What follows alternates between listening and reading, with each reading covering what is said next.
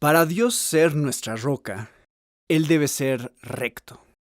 Una roca que sea malvada es un espejismo.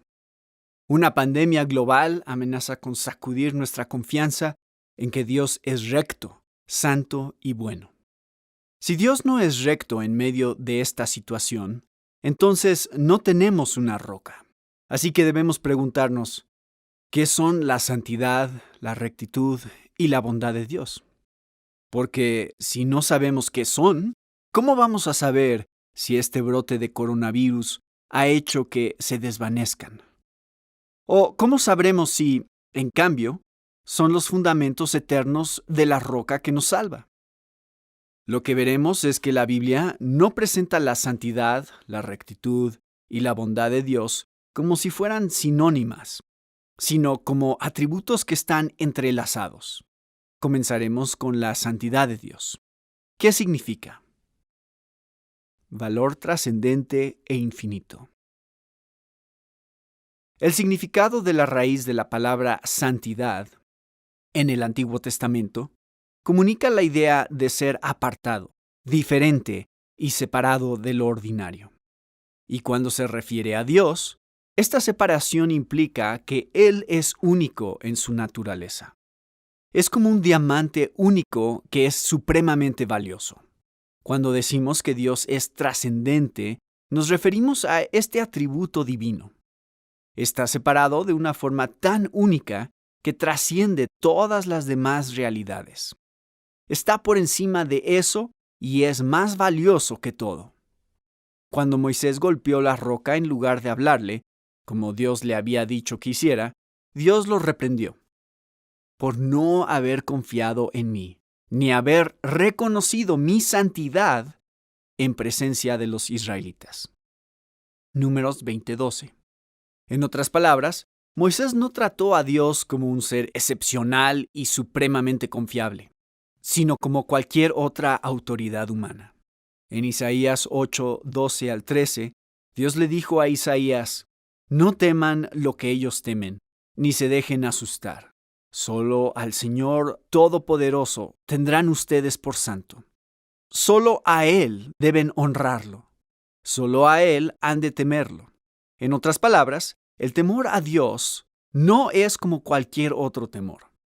Debes verlo como un temor completamente apartado y único, es decir, un temor trascendente.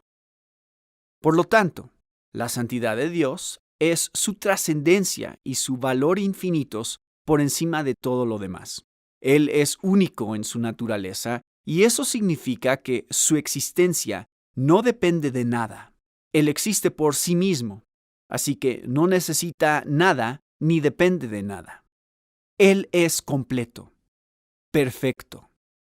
Todo esto le da la más alta autoridad como la fuente de toda realidad y todo valor. Por encima de todo, pero no en solitario. El hecho de que Dios esté infinitamente por encima de toda realidad no significa que sea una mente apática y solitaria. La doctrina histórica de la Trinidad es total y completamente bíblica. Dios existe como tres personas divinas. Pero estas tres son una sola. Tienen una misma esencia divina. Hay un solo Dios, no tres. Pero este Dios existe en una unión misteriosa y verdadera entre Padre, Hijo y Espíritu Santo. Cada uno es eterno y cada uno es verdaderamente Dios. Así que la santidad, el valor y la grandeza trascendentes de Dios no implica que Él sea solitario y que carezca de amor. Dios Padre conoce y ama al Hijo perfecta, completa e infinitamente. Marcos 1:11, 9:7 y Colosenses 1:13. Dios Hijo conoce y ama al Padre perfecta, completa e infinitamente. Juan 14:31. El Espíritu Santo es la expresión perfecta, completa e infinita del conocimiento y el amor entre el Padre y el Hijo. Pero, ¿por qué es importante todo esto? Porque esta comunión trinitaria perfecta es esencial para la plenitud, la perfección y la integridad de Dios. Es esencial para su valor, belleza y grandeza trascendentes, es decir, es esencial para su santidad. La santidad está entrelazada con la rectitud. Hay una dimensión que falta en esa descripción de la santidad de Dios. La Biblia habla de la santidad de Dios no solo en términos de trascendencia, sino también en términos de moralidad.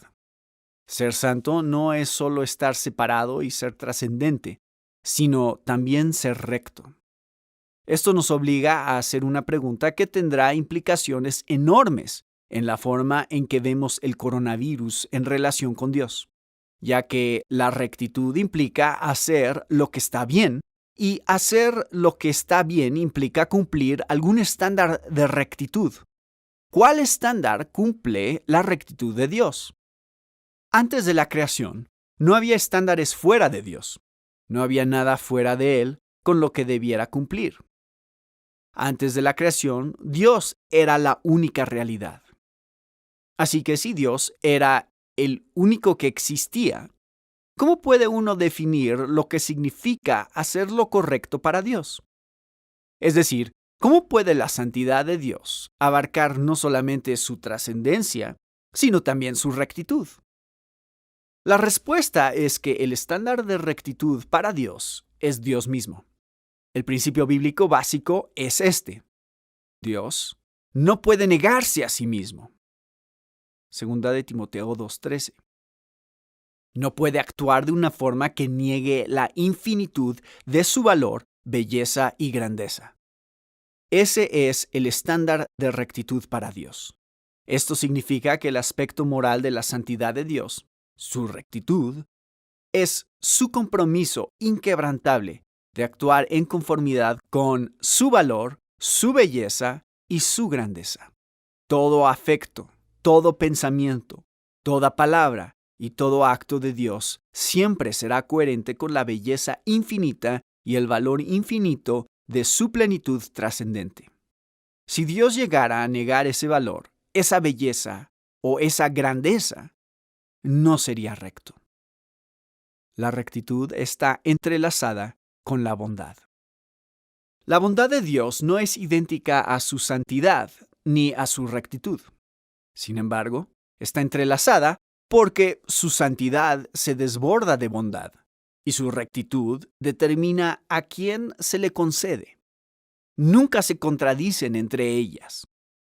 La bondad de Dios es su disposición a ser generoso, a hacer lo que bendice a los seres humanos.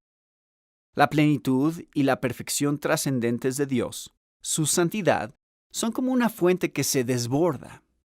Esa es la razón por la que está dispuesto a ser generoso. Dios no necesita nada. Por lo tanto, nunca explota a otros para compensar alguna deficiencia en sí mismo. En cambio, el impulso de su naturaleza es dar, no recibir. Dios no se deja servir por manos humanas, como si necesitara de algo. Por el contrario, Él es quien da a todos la vida, el aliento y todas las cosas. Hechos 17:25. Pero su bondad no está desconectada de su rectitud.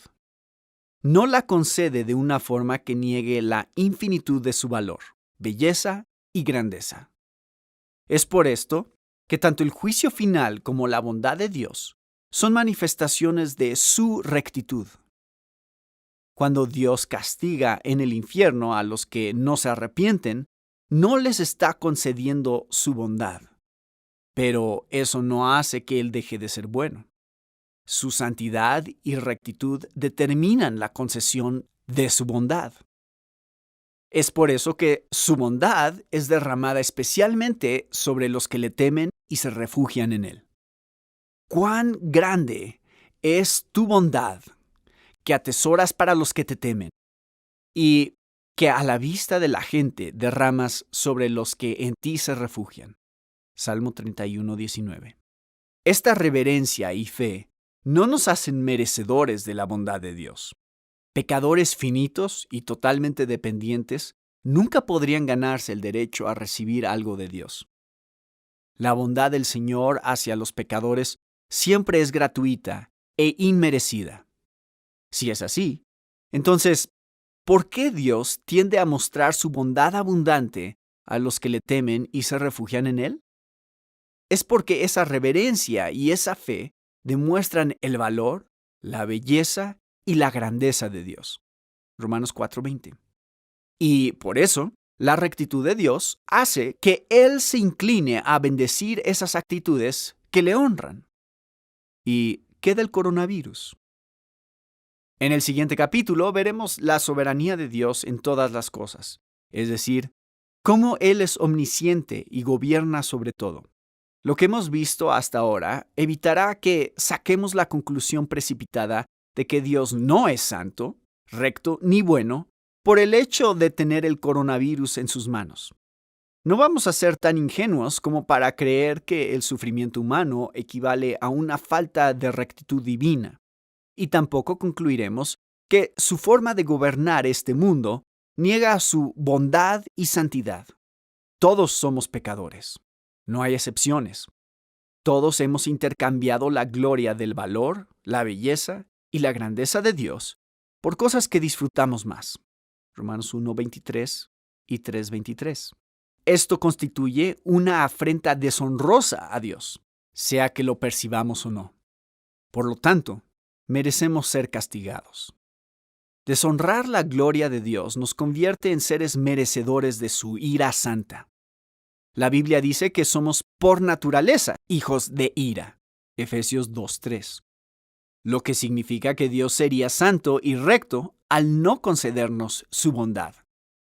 Por consiguiente, el coronavirus no es evidencia de que Dios ha dejado de ser santo, recto y bueno. La rectitud de nuestra roca sigue completamente intacta en estos días difíciles. Dios no ha dejado ni dejará de ser santo. Nadie es santo como el Señor. No hay roca como nuestro Dios. 1 Samuel 2:2. Nuestra roca no es un espejismo.